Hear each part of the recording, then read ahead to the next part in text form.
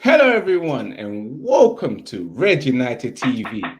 It's your boy, Ivorian Spice, and welcome to the Catch Up Volume 39. Another week for us Manchester United fans. Last week was a good week and ending up towards being a brilliant week for us Manchester United fans. Get me? Man United with that beautiful win against Tottenham Hotspurs. Those cocks, those pum pum Spurs. Manchester United got the 3 points, got the revenge from those pum pum Spurs, guys. And I've got to say, I'm happy.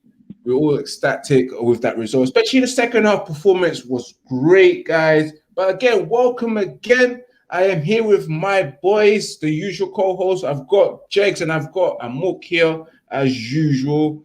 Guys, as remember, if you're watching live, remember to subscribe, smash that like button. Remember to share, because sharing Ivorian Spice is caring, guys. And of course, guys, if you're new to the show, this is the show that we talk about, of course, the latest and hottest debate surrounding our beloved club, Manchester United, and also the popular opinions. And then we also look at the match that just happened previously, of course. And of course, we top it up with the Premier League weekly roundup, and of course, a match preview against Granada this week. And also, we've got Burnley this weekend. We go straight in. First of all, let me just welcome my boys. We've got Amok. Amok, how you feeling? It's been a good week for Manchester United. How you feeling, bro? I'm feeling good, Like, it's been a brilliant week for us. Like, we should be ecstatic about it. Like you said before, the revenge. You can't get better than that.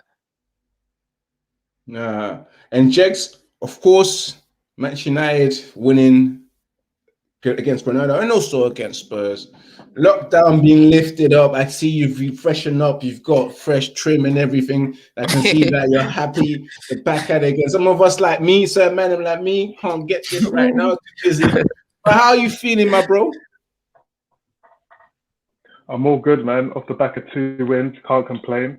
The first win wasn't a great performance, but we got the job done. And then, of course, yesterday's performance against Tottenham, we killed it. It was a good day. Yes, guys.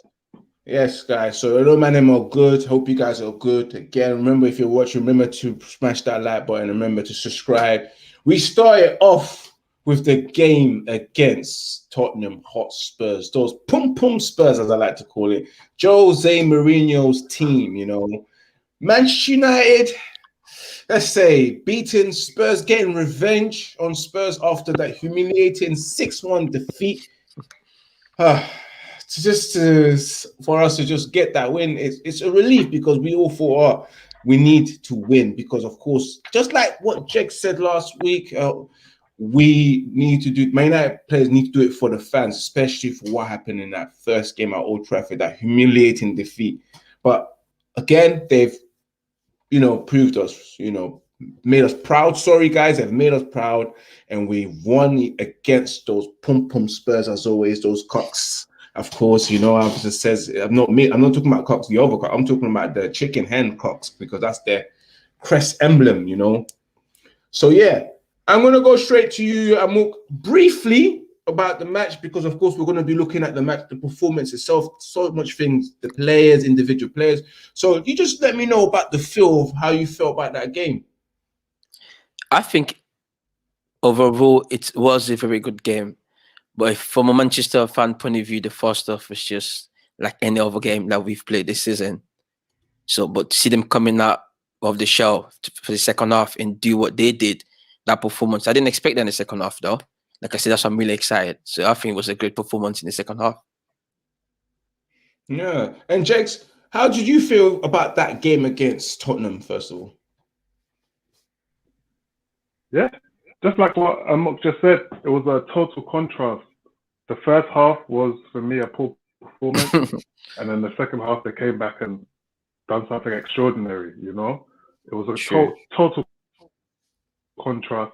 But I feel that it was a great game in terms of how we turned it around, Being 1-0 down, the heads could have dropped, but we did well to turn it around. So, great game.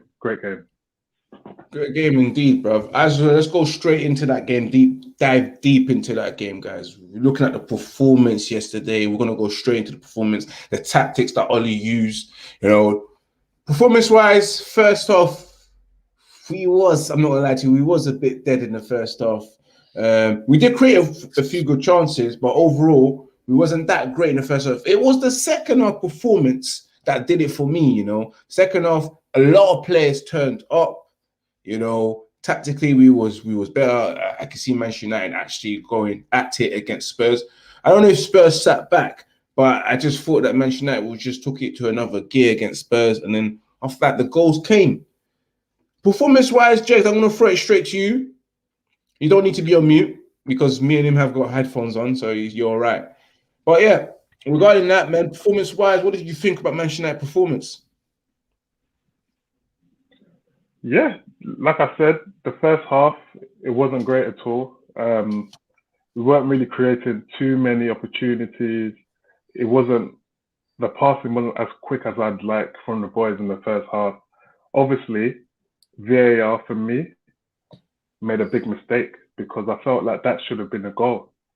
If we had scored the first goal, we would have gone on and probably won the game 4-0, 5-0. I think we would have turned them over yesterday because they were there for the taking. But VAR let us down. A poor decision in my opinion, because it's like nowadays in football you can't really touch anyone. Like, especially when the player goes down, it's immediately going to be brought back.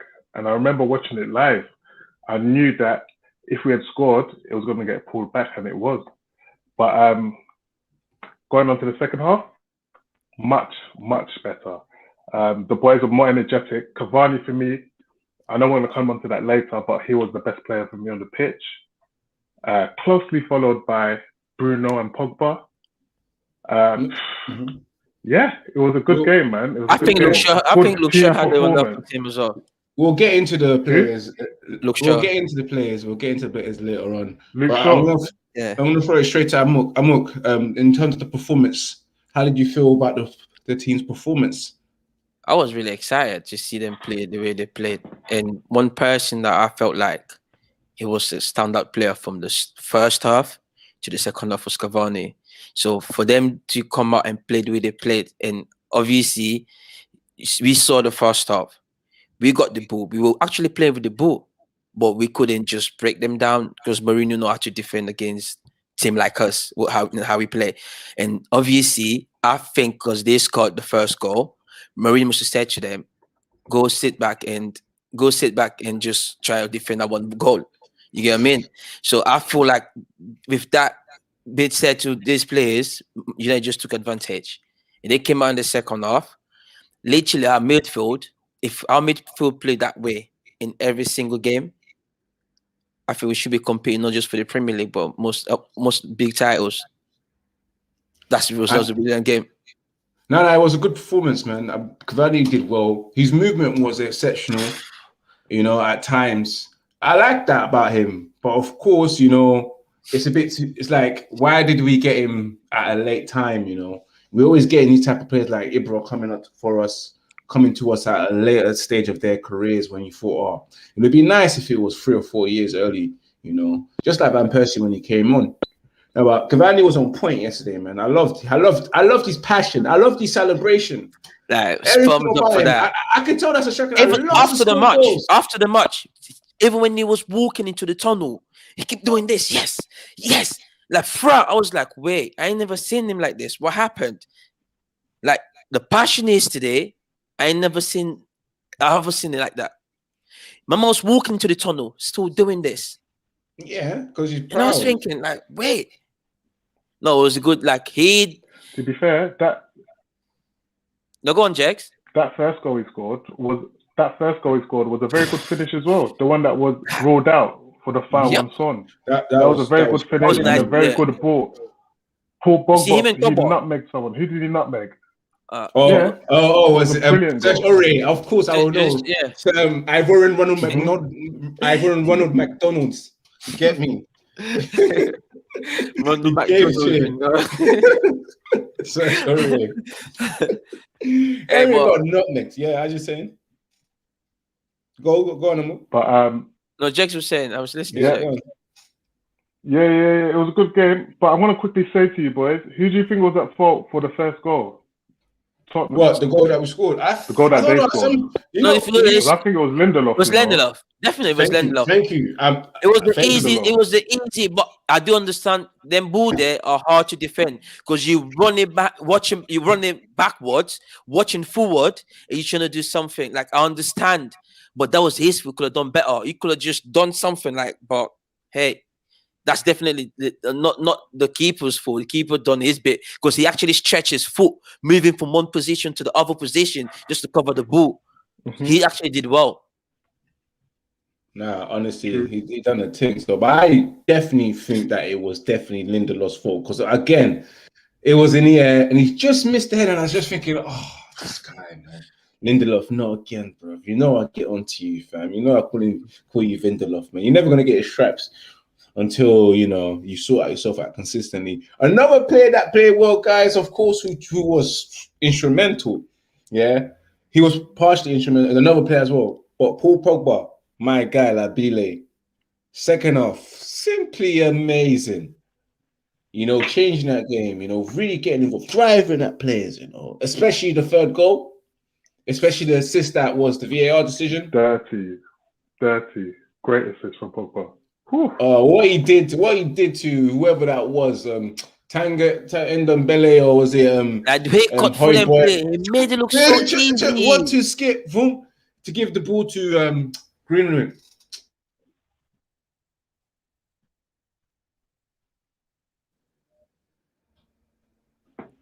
Was the host frozen? Yeah, Patrick, you there? What did you say? You there? You froze Yeah, for a I'm minute, here. mate. You froze You for a hot froze. sec. Who, me? Yeah, Am I back? yeah. We can hear Yeah. you now. Yeah. What was As you you're saying? saying? Repeat that, bro. We were listening to you. We didn't get the last bit that you said. What did I say? I said that what's it called, Pogba just made a difference. The assist. The assist. Yep. Okay. Yep. Exactly. So, like the assist when you chop man up, Højbjerg, he got it, man. Spurs got it. You were them two players that cut through. I think Højbjerg. I don't know, but He made it look so does it easy, matter?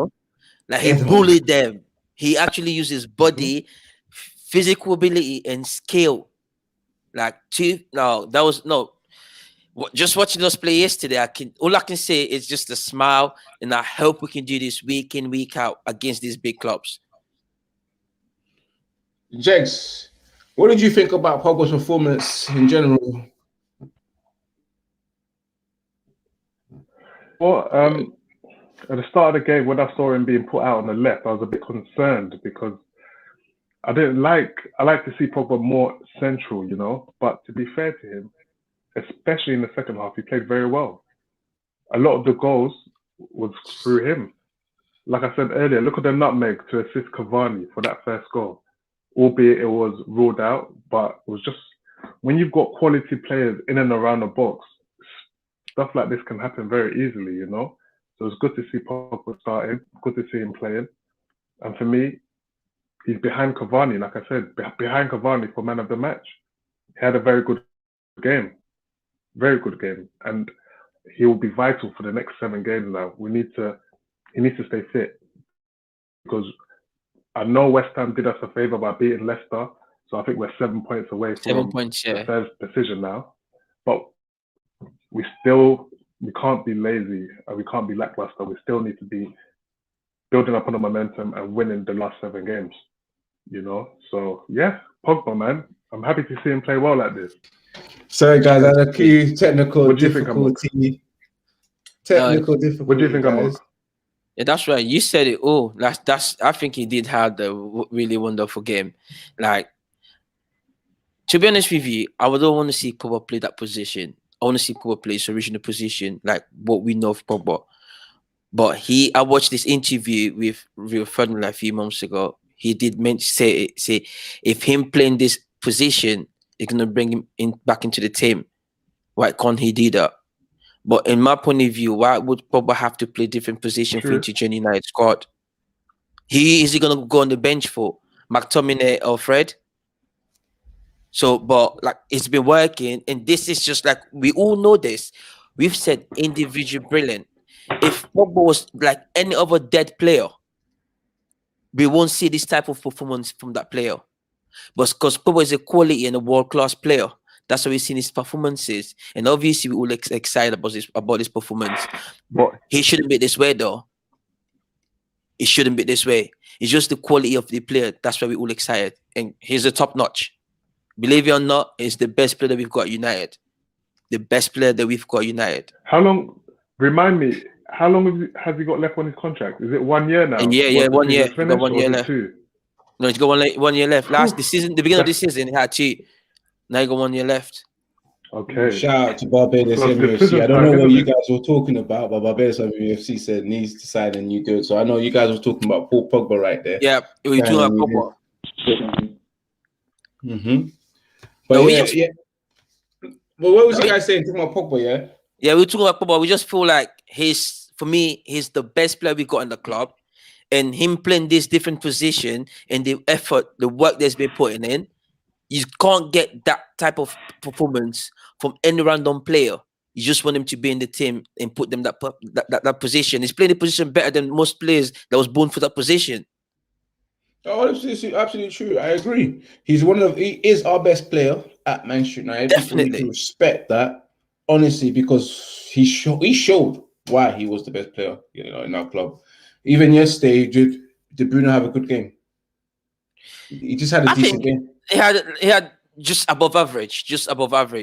And I'm not trying to bring no Bruno and Pogba thing. I'm just saying that, just have to put respect on my guy like B's name in it, because I know Bruno's been doing his thing, scoring goals. But don't just stop throwing things like, he's better than him just because of the goals and assists. Because if you watch the overall play of Bruno Fernandes, there's a lot of things that if he wasn't scoring goals, you'd be onto him about. True. Giving away the ball, just always doing the Hollywood passes. Just giving the ball again. I keep saying, giving the ball away. Yeah, he's always doing those Hollywood passes. Hey, Bruno's better than Pogba. What are you talking about, man? No, man, don't give me that chat, man. Don't give me that chat. Don't give me that chat. What are you talking about? Don't give me that. I don't think Bruno is better than Pogba. Bruno is better than Pogba. Pogba been injured this season. Bro. No, he's not better than Pogba. Pogba been injured this season. Pogba been injured this season. He's been in and out of the club. And every time he comes back in the club, when we lost our winning touch, he got injured and we start losing. We start drawing Pogba. Now we go back our winning touch. He just joined the team back, Pogba. So if you don't I'm not doing comparison because who carried the team? Who carried the team for the last 12 months? It's Bruno. I was just about to say that. Yeah, you got a point there. Bruno's better than Pogba, man. Come on, he's been injured. He's been injured. I don't think he's better than Pogba. I think he's a wonderful player. But Pogba shown more. Shown more than Bruno.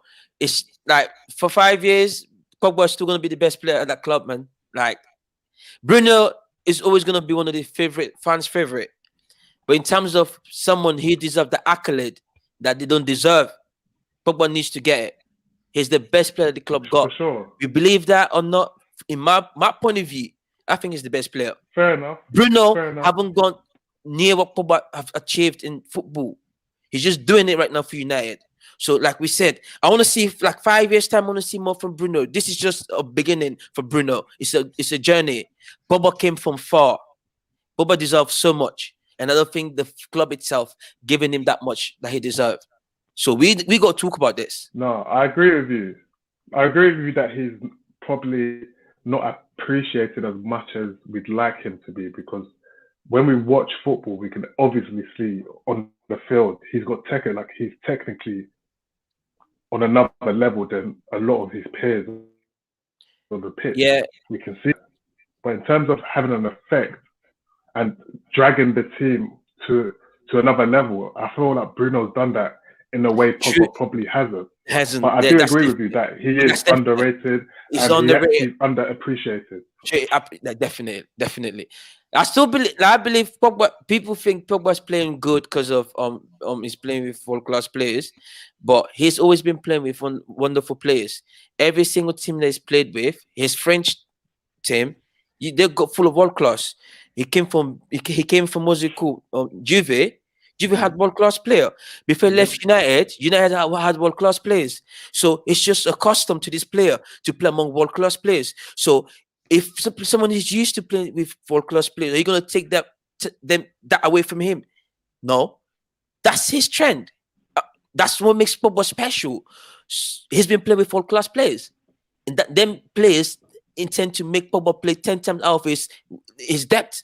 When Pogba was average, when Bruno came, we saw another side of Pogba, and we're seeing it now. That's why we're all saying this. That's true. We are seeing another side of Pogba, a better Pogba. A better Pogba mentally. But like I said, it's football. We can't compare players because these two players could end up winning Ballon d'Or for United if they keep that performance yesterday. If we get to face any other big club and win titles with that performance yesterday, these two players are likely to win Ballon d'Or because they're both wonderful players. But that's for the future. Let me just get this in. Obviously, big up Barbados MUFC. He's saying that Pogba's been playing well because he has the likes of Bruno, Fred, and Scott rash around him. Back then, it was Lingard, Andres Pereira, Fellaini, a superstar only as good as his supporting cast. That's true. Remember, as people say, and I forgot what I wanted to say was that will show me your weakest link and I show you how strong you are, innit? Yeah. And he's also said that Bruno is not on the same level as Pogba. True. We've got big Liam 07 back again. Big up Liam. Big up Liam. Big up Liam. Remember last week. Still. Yeah. Because Pogba still has skill, but he's slow, just like Fred. Let me just one person like this said, Amok, you want to say something? I was just going to say, in terms of his slowness, I like slow players. Because when the team is too fast, you always need that one individual that just slows down the game. And the way Pogba does it does it perfect. Pogba ain't really that slow. But just slow down the game for the team to get. We've seen it with Bruno. Bruno play fast, right? Yeah. But Bruno intend to lose the ball 10 times more than Pogba. Because he play fast. That's because he's trying to use this. Like, it's just a fast. When you do something with fast pace, you don't get 100% at it all the time. But when you do something for slow pace, like this, that's why they say female drivers are 10 times more likely a better driver than male drivers because they're really slow with what they do. So that's why I feel like Pogba is slow, but not slow. The fact that people might think it's a slow midfielder, he's just the way he plays, which is perfect for the club and all the clubs that he played with. I hear that. Another player that he mentioned again, just like Fred as well. Pastor Fred came back yesterday. Had a terrible game yesterday. Had a terrible first half. Terrible game. The second half was better. He influenced that game. He was a little bit. He was the trend center. I'm not gonna have it. That's my man of the match right now. He was the trend center. We thought the goalie was gonna get donkey. No, No. Fred was confident. He made the pass. He went in the ball. He made in the ball. I saw that. Yes, but after the goal, he was passing well. He was involved. He was doing a lot.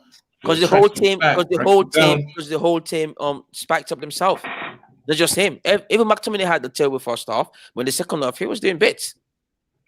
Oh, yeah, cool. All right then. But so what? Yeah. Fred wasn't influential. I'm surprised. Fred, for me, we thought the goal was going to be. He had to. We thought the goal was going to be. He had to. A donkey of the match. I didn't really see what he did. Whoa! Did you hear? We thought the goal. Apparently they said that was his like 73rd attempt on goal since his last goal. That's why we've been saying Fred don't shoot. 73 attempts. Wow.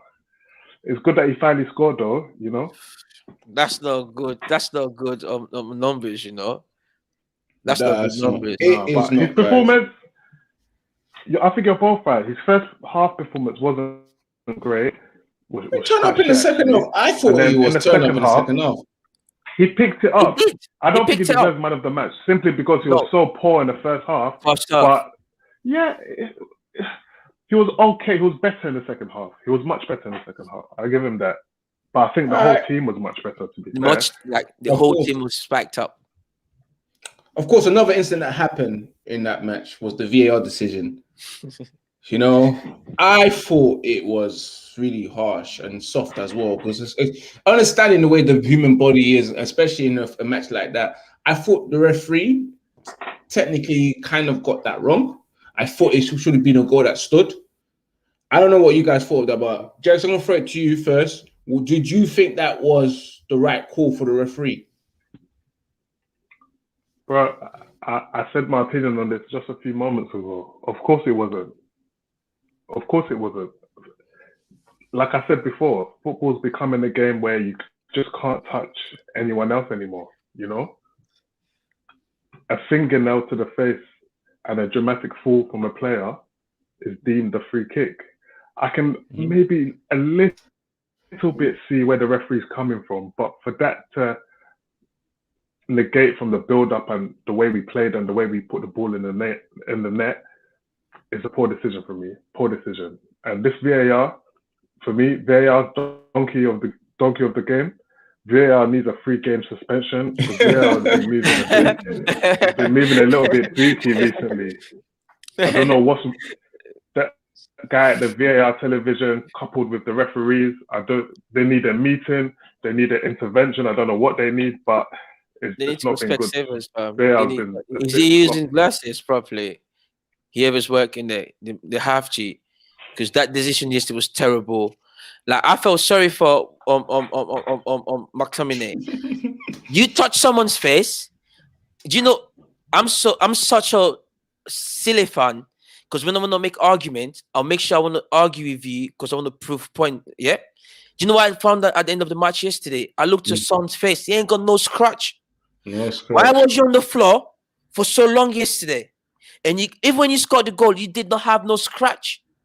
But Oli got upset and said something. I don't know if you watched both managers. Yeah, he said that if that was his son, he won't be eating. You know what I mean? He won't be eating for the next couple of days. And after, if he done that in a football match. And did you listen to Mourinho's side? The mafia. He's a bad dad. The mafia mentality. Say, if you go still for your kids to eat, go still. And his mentality is that. You get what I mean? But I understand, though. I do understand what. Jose, he reads too much books, man. He loves philosophy, man. he loves the mind games, isn't it? I love it. Give it to Jose Mourinho, man. But one thing I loved was Luke Shaw going to shake his hand, and then you got Oli coming out of nowhere, smiling at Luke Shaw when Jose was right there. I know he was pissed off. You got Pogba enjoying himself. I saw looking at Mourinho saying, "You dickhead. You get me?" Like, he did say that we had a wonderful game. He did say he lost against the better team. He did say. I think he said something different. I don't know. No. He did say. He said he said he lost against the better team. He said we were much better. He did say so. For him to concede, that was good for me. I never seen him concede like that though, but he did concede yesterday. Okay, shout out to Barbados MUFC who was talking about how did they say that if I was 6-1. I don't know, but Barbados MUFC says if I were the Korean Army Force and saw that Son went down so easy from a peck, I would have my doubts about him defending the Korea in war. Because he did go to military. He did go to I know. Yeah, he went to the military thing. Can I say something? He finished top of his class as well, you know. Top of his class. Top of his class. So he's about it. Top of his class. Barbados, pardon for that though. Thank you, Liam. Jose Mourinho is an angry Portuguese man, and he's always been sour, especially when he loses. He's a sore loser, you know. I would love to play him at FIFA and batter him and see how he behaves. Honestly speaking, I would love to see him. Would you play him face to face or online? You know, and the funny thing is that I want to play face to face because when I beat him 6-0, I want to see if he's going to tell everyone that the best team lost. When I beat him 6-0 back to back, I want to see if he's going to say the best team lost, you know. Just want to see him. But guys, I just think his philosophy is terrible, and I've been saying it. His philosophy is just terrible. Plain example is just say this. I know this is a simple word. He went to Tottenham. Tottenham went on the decline. My man waited for 9 months. Now he's improving a club. He is beating teams that they find hard to win against when it comes to this particular stage of this competition. So in construct, he made it lose. Tottenham. Yeah. So I think all he's doing good. I can't take that away from him right now. But I could still say go take watch. Because for me, it's not now, it's tomorrow. So it's about the future. I'm not gonna lie, it's about the future. It's about the future, man. Anyway, let's go move it straight into that donkey of the match and man of the match, guys. Guys, if you're in a comment, please let me know who your man of the match was and also who your donkey was the match was. Make sure you like as well and subscribe. I'm going to start off with my man of the match because, of course, he's got slated earlier on, if you guys were listening, which was Fred, because I thought he was instrumental in terms of being a trendsetter of that comeback, you know. And after the goal, I know he had a poor first half, but to me, he had a very good second half. He just took it to another level. So he was definitely my man of the match. My donkey of the match has to go to Marcus Rashford straight up. I'm not gonna lie to you guys. You know what it is. You know how it is. Like, he did absolutely nothing. Mindless, clueless, that footballing brain as well. Like, I don't know. I don't know if the injuries are making him dumber than before. Now, no offense, but I don't know if every injury, because he's got injury here, and ankles. It might be affecting his brains. I know he hasn't been that clever on the pitch ever since in the longest time, but I think he's getting extra dumb because he's running into the wall. I would say. Why? So why is he playing though? Just running into the walls consistently. Why is he playing? I don't know. That there, Amok, you're gonna have to ask Ole. Definitely have to ask Ole. Because if you got play a young individual who's got multiple injuries, do you want them to carry the injury to the 30? And what happened to them? They're gonna be on the decline before they hit 29 because of injuries. Honestly speaking, big up Liam07 who says that my man of the match was Cavani and his donkey of the match was Rashford. Thank you. Batman up. Thank you, Liam. Thank you. Jegs, who was your man of the match and who was your donkey of the match in that game? I'd agree with you with your man of the match. Well, it's up to you. It's Liam's your man of the match. Cavani. Because you said Fred, didn't it? I don't know why you said Fred, but fair enough. No, I saw something different. Cavani was brilliant. True, fair enough. That's okay. Actually, I'll be honest with you. I was kind of waved. I was waved. You know when you're waved and you're in the club and you see a girl that's not that good looking, but she's good and you looking. wake up the next morning. Yeah. That's what happened between me and Fred, man. He looked sick because I was waved. But Jex, carry on. Fair enough. For me, Cavani was the man of the match. He led the line brilliantly throughout the game. Very good performance from him. It's hard to choose a donkey, you know, especially because the second half, I feel like everyone turned up.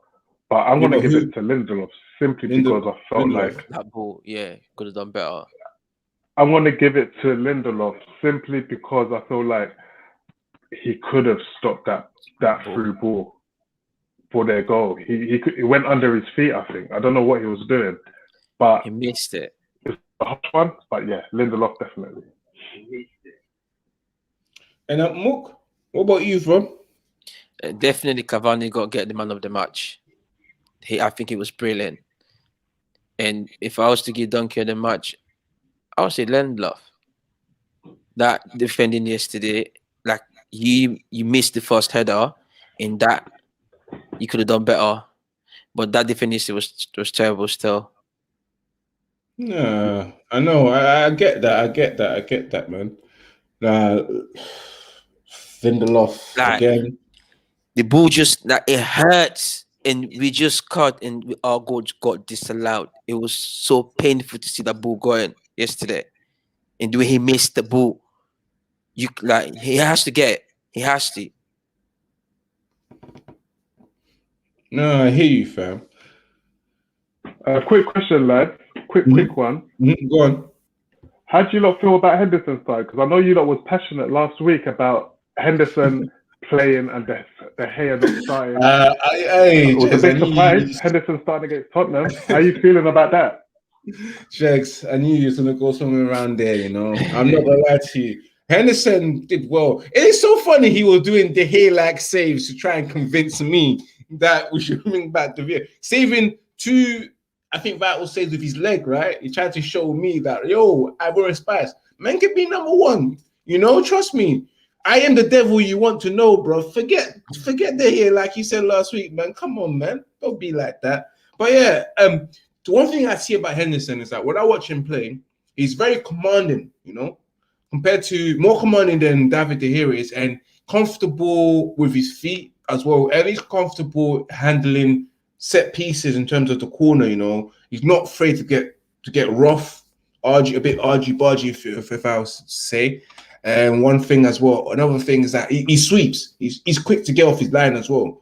But still, you know, he's got a lot to prove. And if it's going to be the situation where he'll be playing the Premier League, yeah, all right, cool, let's see what he's got. But if he's not cutting it towards the end of the season, bruh, bring back De Gea, man. Because I still believe that De Gea should be our number one. What about you, bro? I was just going to ask you a question, like, why would De Gea be on the bench? Because we've seen in football, you always bring in another keeper when the other keeper actually playing terrible, or maybe they got injured in that. But did De Gea lose form? No. Last season he was terrible. He didn't have competition. You get what I mean? Now he's doing well.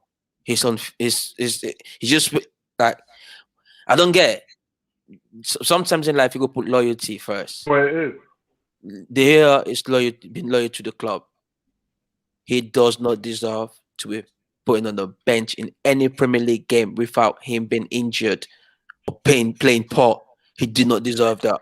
I don't care if NDC keep 20 clean shit for the club. That's him building his reputation. But they had done that though, and he's still good. So for me, it's like you taking your good pair of trainers and throwing on the way because you just bought a new one. But that cost you money though. You know what I mean? There was nothing wrong with it. But you decided to replace it because you want to show off. He's a good keeper. Henderson is a very, very good keeper. I love him that we got him. But De Gea has to be has to be the number one.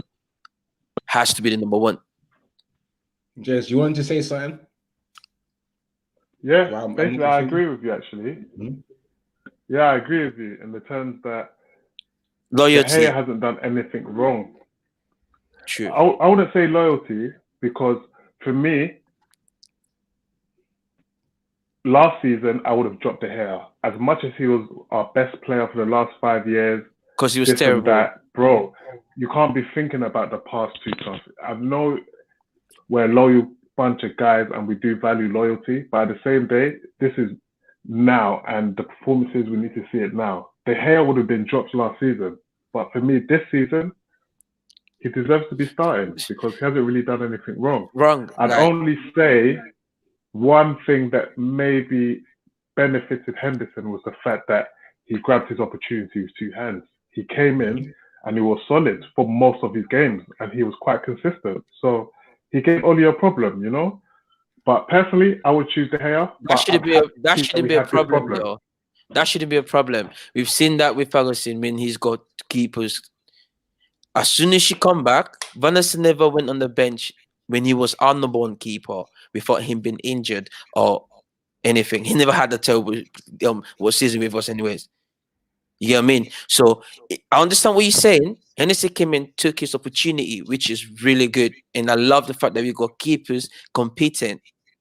Now we're having a headache because we don't know who we got to choose.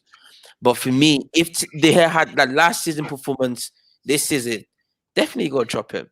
Definitely. And the only thing I think might be one of the reasons why Oli might want to choose Henderson, maybe because he kept more clean shit when he's been at the keeper this season. All them games that you get him in. So all that counts. I understand that.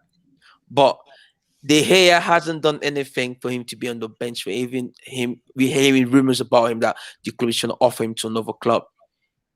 That's, for me, that's kind of disrespectful, though. That's just my personal feeling. And big up Liam 07 saying that Henderson should start with De Gea under his wings. He's also saying I think that they tried to put Henderson into the England squad for Euros. That's why they started him. No, yeah, it's true. Liam, Spot on. British thing. It's a Like, British thing, Liam. I'm not gonna lie to you. Top- You know, Barbados MUFC said they have been doing it for United in Europe and also for Spain as the heir to Casillas. He has dropped Trust a me. bit for form, but he'll still top 3 goalkeepers in the Premier League. So, like, Definitely. honestly speaking, yeah. That's true. Honestly speaking, big up Liam and big up Barbados MUFC. Let's move up straight up into the Premier League weekend roundup, of course, guys. And of course, guys, again, as usual, remember to smash that like button. Remember to subscribe. Remember to share as well to across all your social media platforms. Get as much people watching as we've got like the last 20-30 minutes left. Premier League weekend roundup, match week 31, guys. Of course, this weekend we had Manchester City losing to Leeds 2-1. Liverpool beating Villa 2-1 at home. Finally getting their first win at Anfield in the longest of time. Again. We got Palace, my local team, Crystal Palace, losing 4-1 to Chelsea in another London derby. Sheffield United getting chefed up again. Right, the Gunners this time. The Gunners, you know. Arsenal. My team. Let's go straight into that game. Man City losing 2-1 against Leeds. Leeds with a man down, you know. Man down. That's me on FIFA, fam. You play the ops for man, then he's still whacking them. Yeah. Big statement. Jags, you know them ones, innit? Them online ones. Big statement from these guys to beat Man City 2-1. And they had a couple of times where they were opening up, Man City. Can I ask you a question? Go ahead. The last goal, the second Leeds last goal, yeah? Mm-hmm. Don't you think the keeper could have taken one for the team? No, it's not the keeper, the two defenders. I can't remember who the name. The two defender was running between with the striker. Because remember, it was between two players, and he scored that ball. Mm-hmm. Don't you think, because they came from outside, don't you think one of the defenders should have done like a little bit of infringement just to slow down the game? But they let him run through two defenders. So when I saw that, I was like, wait, Lindelof won't let that happen, you know? Maguire, as long as I see his cool, they'll touch you up. They'll do you something. You're not getting to that goal.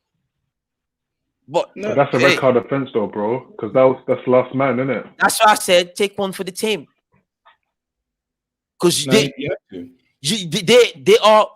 are leading this Premier League, right? They might win the league. You still want to keep that 3 point, or you get that 1 point.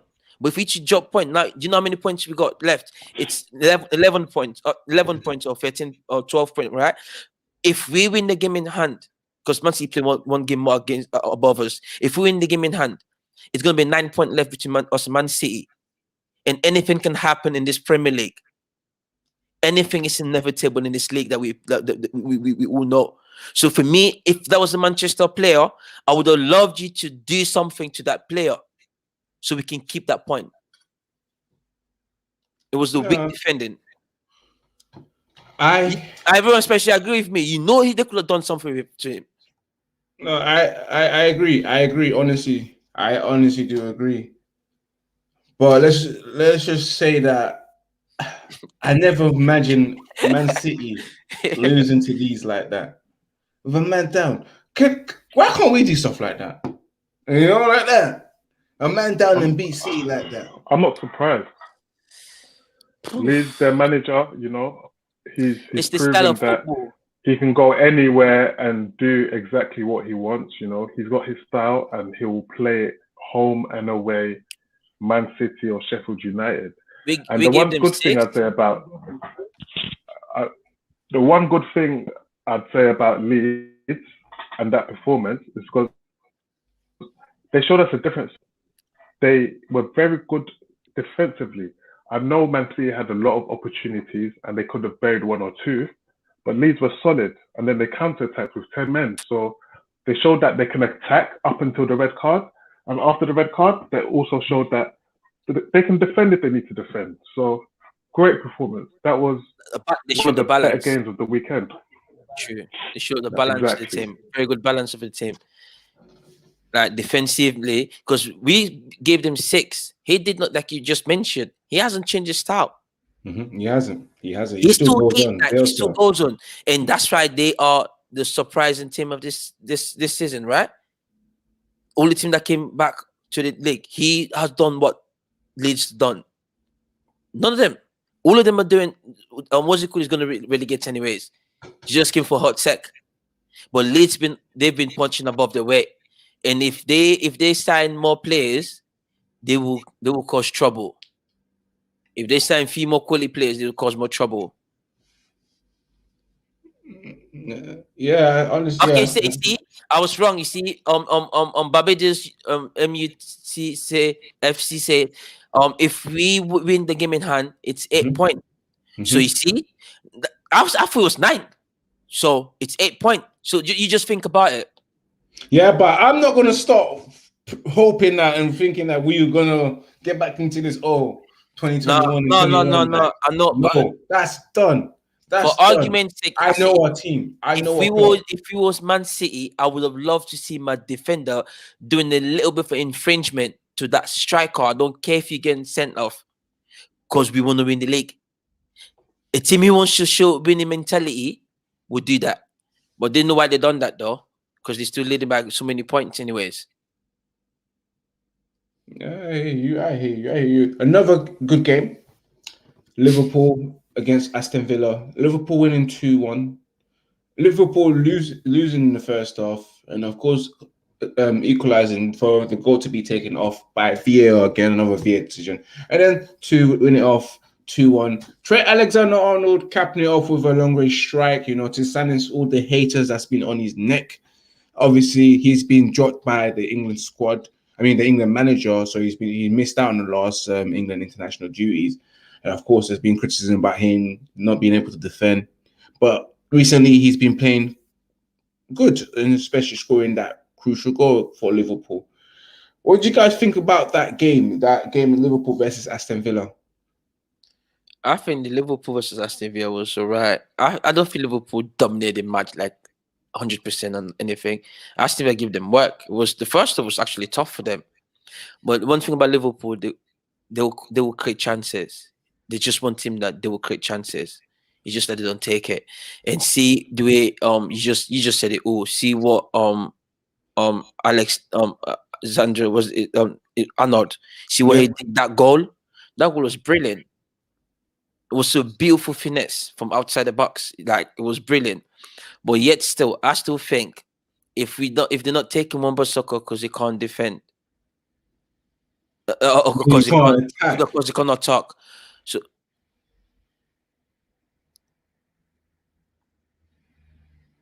yeah, I can hear you. Yeah. Let's say if they can't take Wamba Soccer because they can't attack, I still think they shouldn't take Arnold because they can't defend. Because as much as you're good going forward, you always go look after your defenders. You always look after your back, like you just mentioned against the game against Leeds. As Leeds showed us the balance of the team. We all know them for attacking football, but as soon as they lose the one man, they start defending, playing in different shape, which every single one playing that team was able to adjust themselves to play that system. So if the individual can't afford to play the system, I think they shouldn't go for this competition. They should take people actually confident enough and capable enough for these competitions. So another Wamba Soccer, I don't know. It's going to be a hard one for them though. As much as I like Wamba Soccer, I still think he needs to improve in that department there.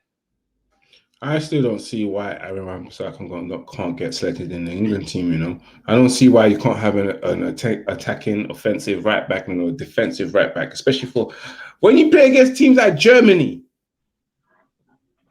Portugal. When you need that fast right back players. to defend. Yeah. That's why I don't rate Gareth Southgate for that kind of mentality.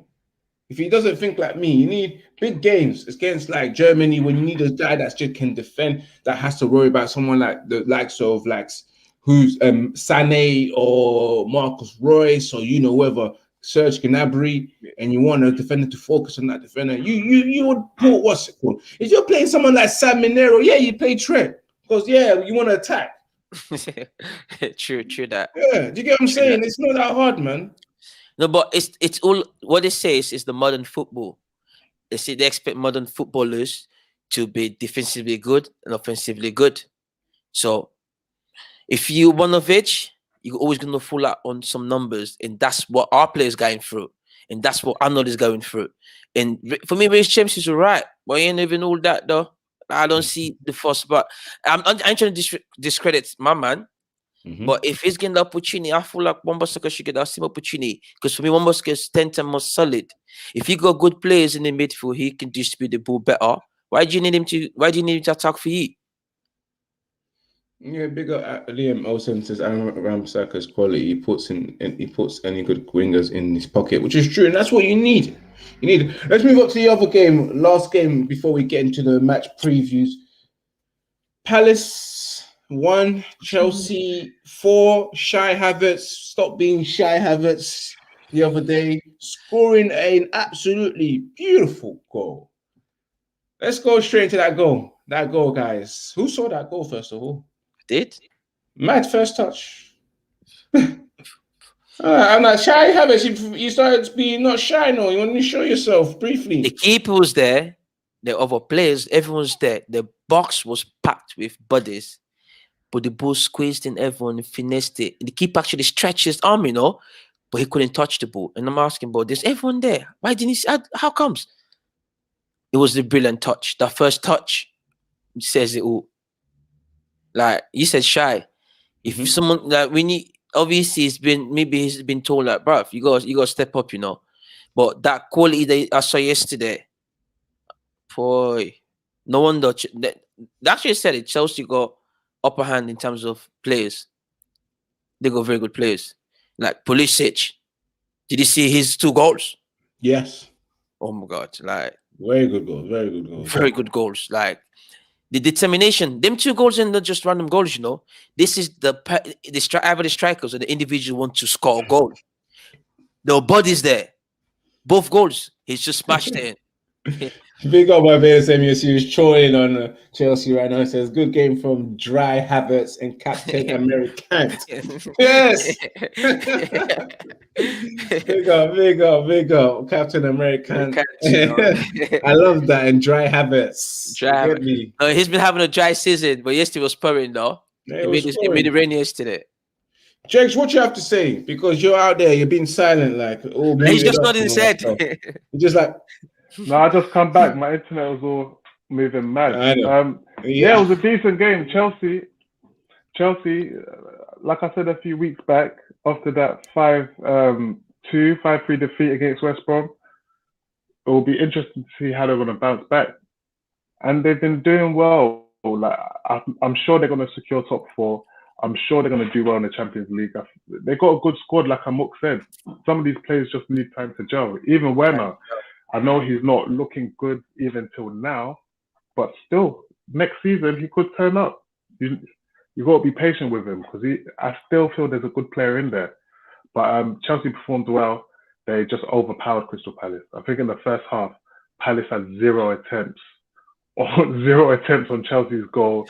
Like 1 touch in the opposition box. Like, yeah, it was all Chelsea. The game was like a training session, if anything. Definitely training session.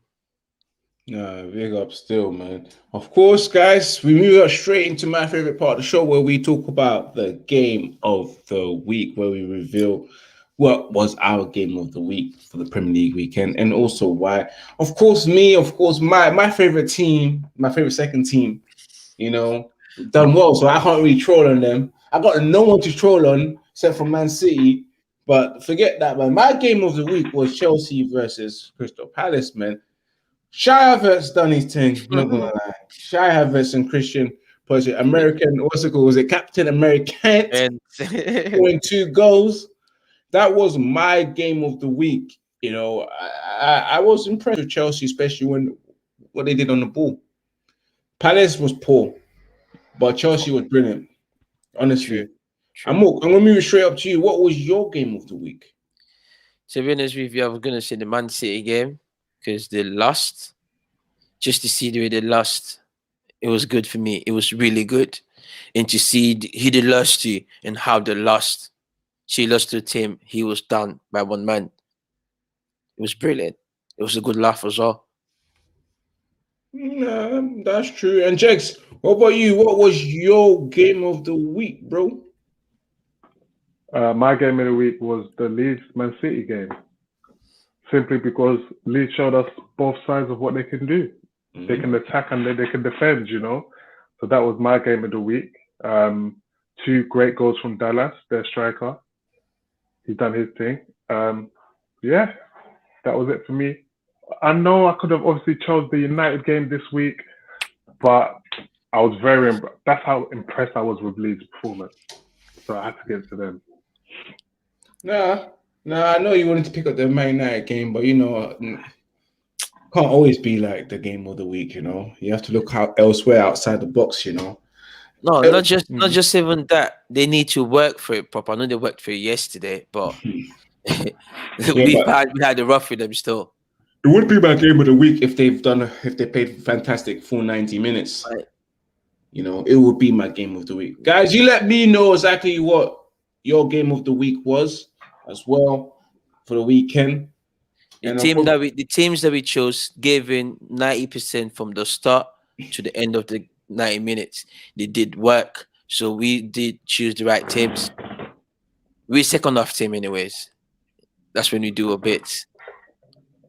Yes, and let's move on straight up, guys, to the Manchester United preview against Granada. Manchester United, of course, guys, you already know Manchester United 2-0 up from that first leg. We're through to the semi-finals, and it's all about whether we can go past the semis. Do we need Viagra to go past the semis? Do we? We might face Roma, you know. Yeah, and then we probably might need Viagra because I know we're not. We might face Roma. All we do is just get semis and that's it. We out. Roma or Ajax, the thing, because I think Roma is winning right now. It's leading Ajax by 2-1, and they play that way as well. So.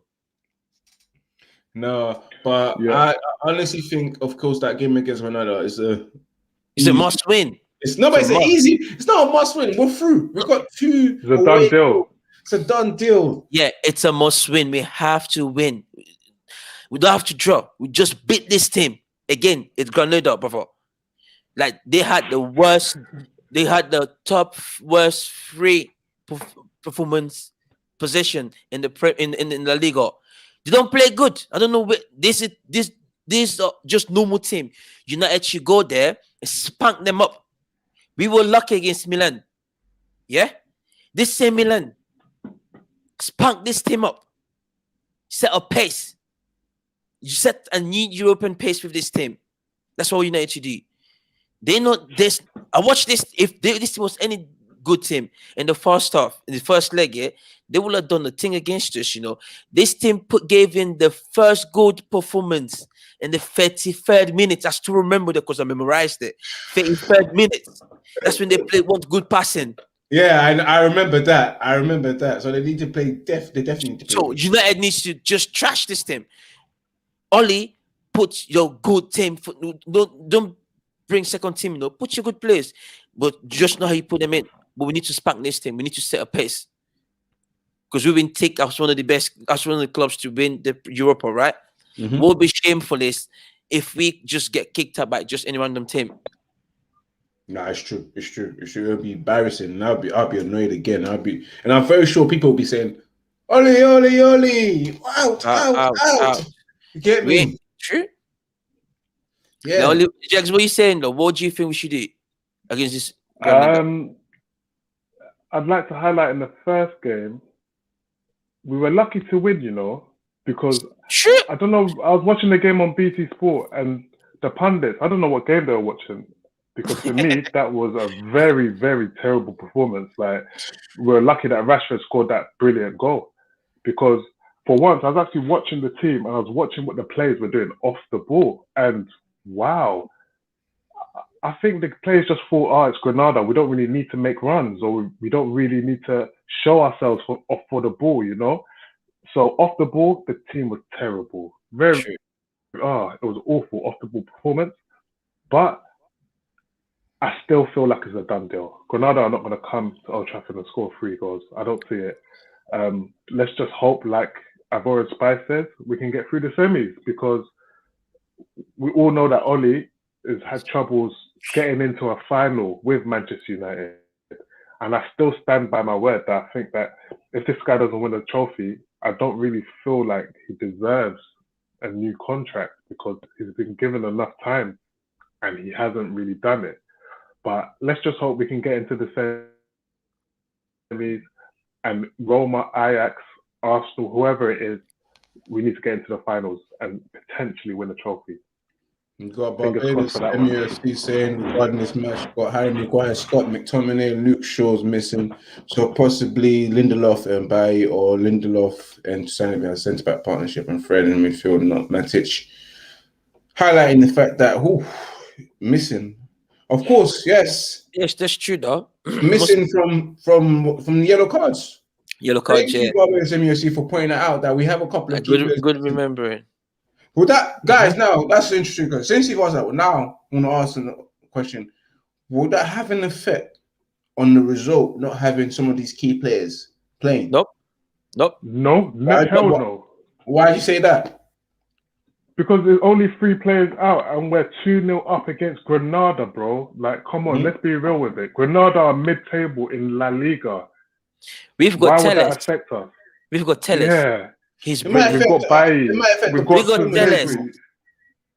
Yeah, that's not an excuse McTominay is at all. not a key midfielder that without him, the midfield is disabled. Well, all he thinks he is. Exactly. He plays him. All he thinks he's a key midfielder in our team. Well, in my opinion, he's not. And Oli shouldn't, because we got too many qualities. Like, you got Van der Beek. So why should that be a problem when you've got Van der Beek for McTominay? Then you got Telles for Luke Shaw. You got one Tonobe. We got people. We got players. Oli said in the beginning of the season, he's happy to have the team that he's got, to see the players that he's got, even when he has to make changes. That's what he said. So he should be happy to beat Granada. Like I mentioned before, this is not a team that we should be stressing over. This is not Tottenham. This is a team that had the 3rd worst performances in the La Liga. So why are we stressing ourselves over this club? Like I said, but football is something that it's a funny game. We might see and say that and go watch the game of football and something beautiful happen that Manchester might lose. Lord knows, we've seen the most amazing thing happen in football. But Oli, that's nothing for you to even stress yourself about. Your team is 10 times more stronger than this team. Do you know how much the first starting 11 cost that day when we played them? 8 million, 11 or 8 million. Damn. What are they made out of? So you telling me we should worry when one of our players is more expensive than the whole squad? Come on, man.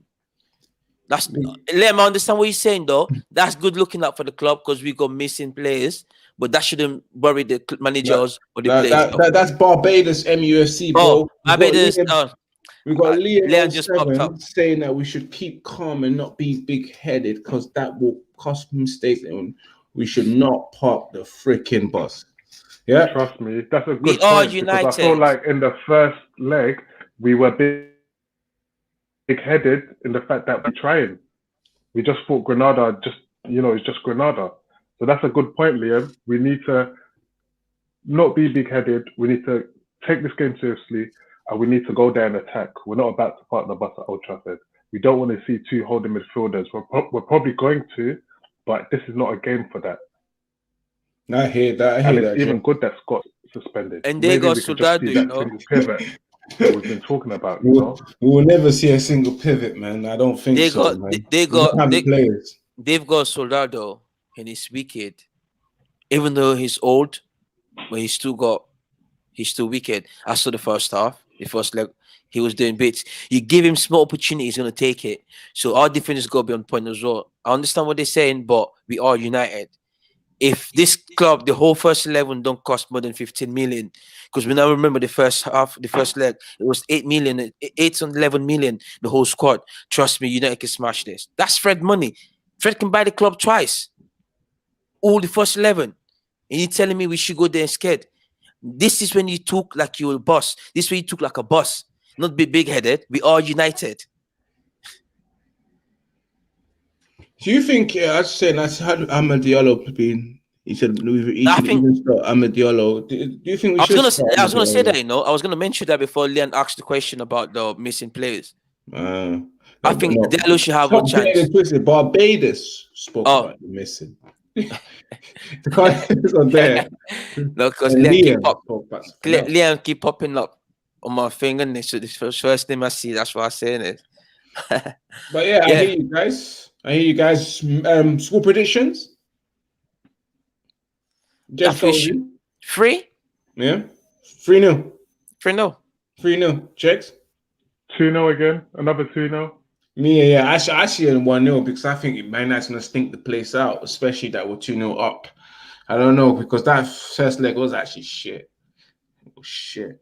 Terrible. It was. We got given a penalty because the defender was stupid. Ah. It Well, was a given. let's move it on, guys, to our final part of the show, which of course is the match. It's also the match preview against Burnley. Manchester United playing Burnley. Oof. Burnley, the team that we beat them, right? I just want to confirm that we beat them. No, we did beat them. We did beat them, but they Sorry, I confused them from Sheffield. For Sheffield. some reason, but they've both been doing shit. Yeah, Burnley, Manchester United against Burnley this weekend. Manchester United just all have to just keep on getting these 3 points and winning. Just cementing that second place. And if for Amuk's sake, catch up with Man City. If we win our game in hand, we'll be 8 points behind. Yep. He's hoping that we have to be optimistic. Because they lost, yeah. They're gonna start losing games. You never know. You never know. Never. It's Man football. City, when they lose games, I feel sorry for the next opposition. I was gonna say that though. I really feel sorry for them. 4-5. Yeah, because they're angry. On that card, we could lose. But that's true though. Man City, if someone beats them, I feel sorry for the next opposition. You should be really scared because they'll be angry and they want to go for it, bro. They want to get that win. We can't win. We can't get close to Man City because if it was Leicester, any other team I could say, yeah, it's the quality how they play football. This is a team. Man City don't lose. Even as much as we're all happy that they lost that game, they were just unlucky not to win because they missed so many chances. So it's Man City. Right. In respect to the game against Burnley, well, how do you think Manchester United will fare against Burnley, Amuk? I think we need to go it's the last few games. I think last 7 or 8 games. Every single game should be a final for us. Every single game in the Premier League right now should be a final for us. Because we want to cement this Champions League football, right? And most possible, cement that second place. So if you start losing point, team are gonna catch up with you. And we're trying to skid off this other team. Let's just keep doing that. Burnley are not doing what they used to do back in the past 2-3 seasons. This season been really tough for them. This is a team that I believe we should spank them nice. This is a team that we should spank. Go face Burnley, beat them nice. The same way Chelsea smoked Crystal Palace the other day. This is what I want to see from United. But teams got different patterns of playing, right? I just hope Oli can put the right team to face Burnley and that can actually do something against Burnley. And I want us to win against Burnley. We should definitely win. James, how do you think Manchester United will fare against this dickhead of a team? Hard man, hard knock, pants with paint on team, you get me? DIY. It's just Sean Dyche's team, isn't it? Yeah, you know how it is, man. His voice. I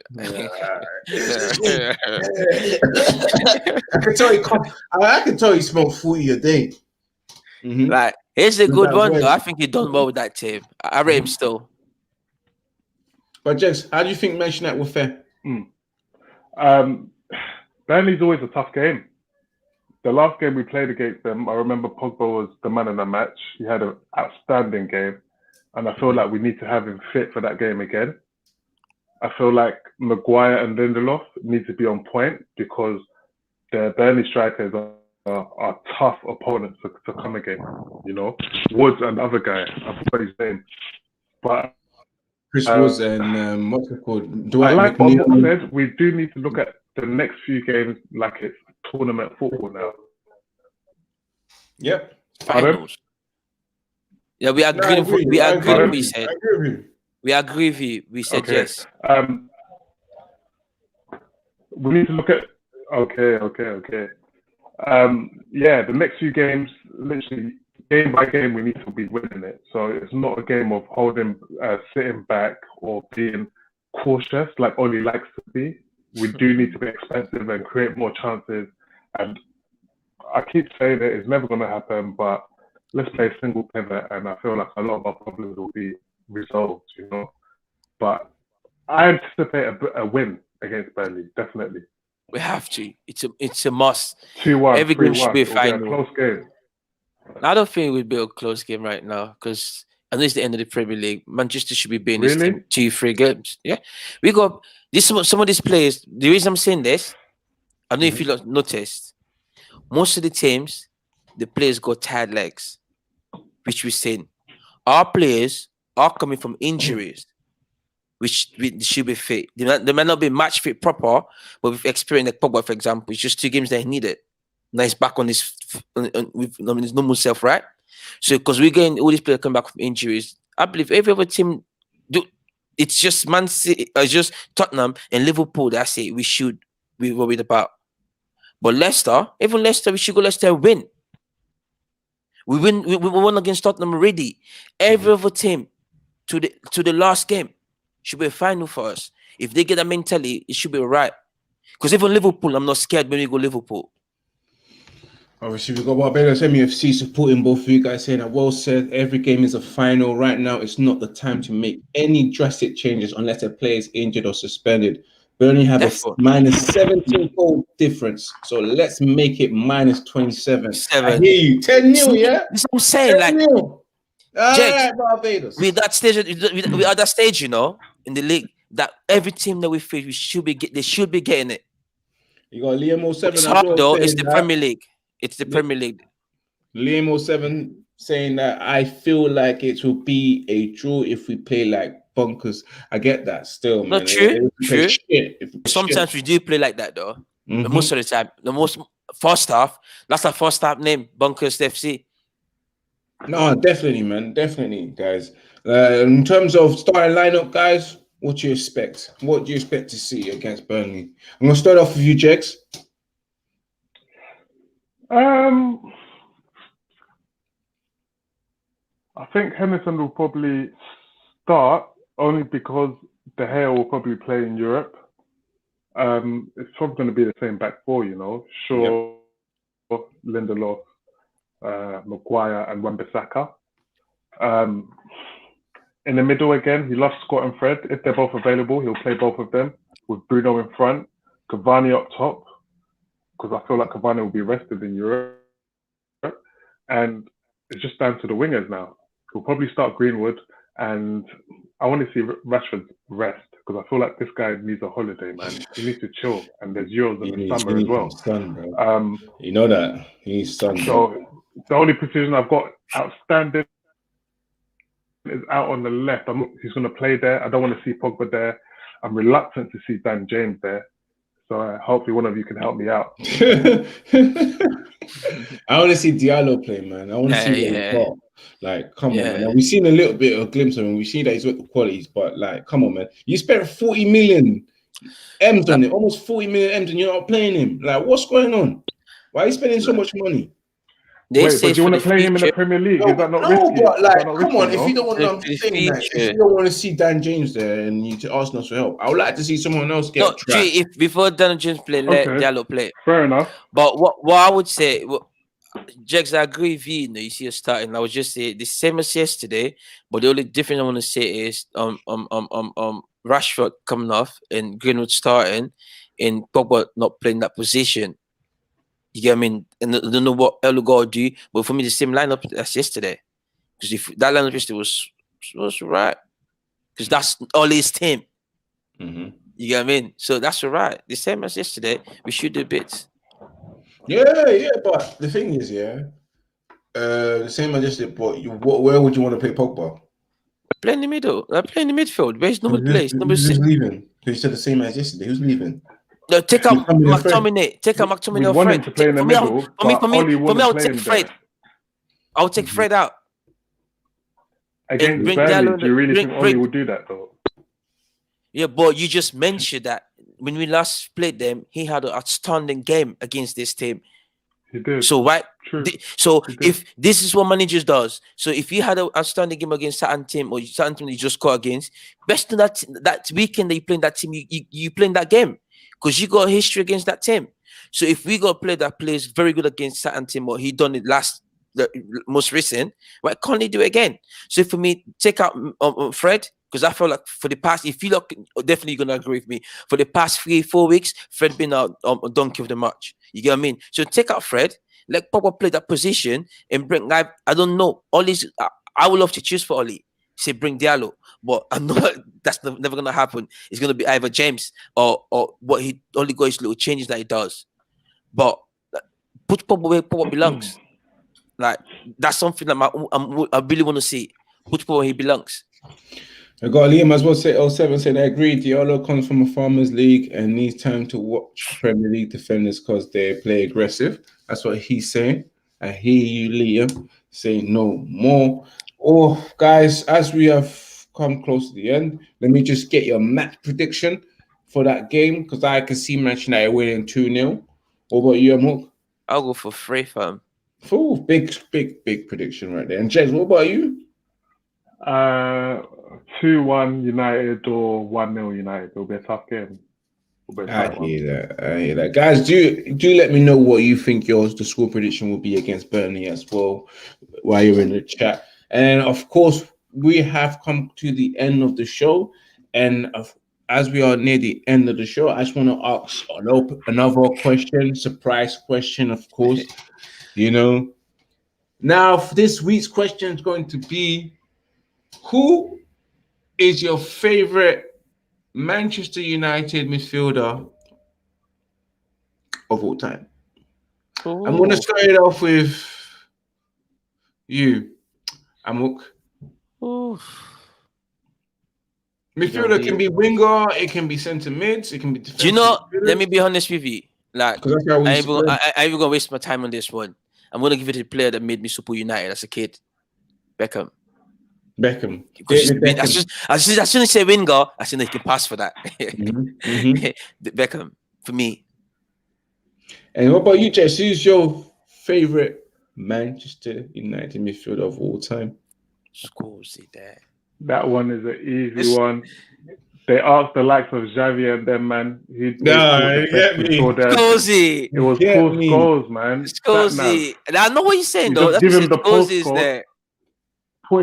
Give him the postcode. He'll make sure the ball is delivered there on time. And I have to agree with you, man. I have to agree with you. My favorite midfielder of all time has to go down to the king himself, Paul Scholes, man. So good. That is it Inter Milan or AC Milan that went to Manchester? Inter by Paul Scholes and asked Ferguson, we'll give you anything. And every single season they were asking for him. Every single season they were asking for him. They even they even approached Scholes and Scholes. If you want to sign me, you have to go and speak to my club, innit? Even Real Madrid. Real Madrid wanted him. Big midfielder. I have to agree with you, Jackson. I have to go with sentiment, innit? I went with sentiment. Barbados MUFC saying Cleberson. Are you serious? Cleberson, you know. Cleberson didn't have He's bantering. I know he's messing with me. You're messing with us, you know. My eyes. Cleberson did not have a fantastic career at United, so we can't say that. Next, he's gonna say Jemba next. Look at him. You know.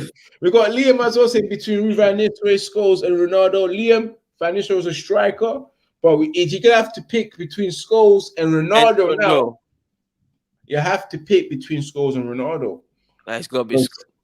So if you would see Ronaldo as an attacker, I would even put him in a midfield category. But he was a winger. He was the winger. He was the winger, just like Beckham and Miller. for But he United. played more like a forward, but okay, fair enough. Yeah, no. Barbados is saying Scholes, of course, who was Gerard and Zidane's idol. Damn right, there was the what's it called? Their idols, man. You know, you got Liam. He's gonna go for Scholes, definitely. All right, then.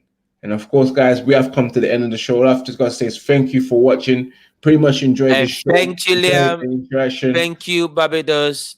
You'll be seeing Barbados MUFC on the show soon. You know, we have been in contact, so you'll see him on the show soon.